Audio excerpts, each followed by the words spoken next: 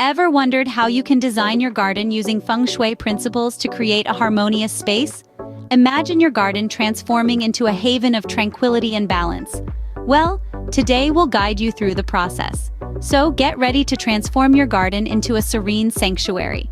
Feng Shui, an ancient Chinese practice, focuses on balancing energies in any given space.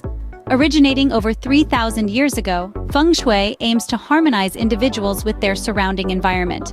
It's a fascinating tool for creating serene, balanced, and harmonious spaces. Now imagine applying these principles to your garden. Let's explore how. Designing a garden with Feng Shui principles involves several steps. First, you'll want to choose the right location for your garden. Ideally, it should be a place where you feel calm and connected, a space that invites you to relax and rejuvenate. Next, choose plants that promote positive energy. Many Feng Shui practitioners recommend plants with rounded leaves, as they are believed to foster good fortune. Avoid thorny plants, which can disrupt the flow of positive energy. Now let's incorporate the 5 elements of Feng Shui into your garden design. These are wood, fire, earth, metal, and water. You can represent these elements in various ways.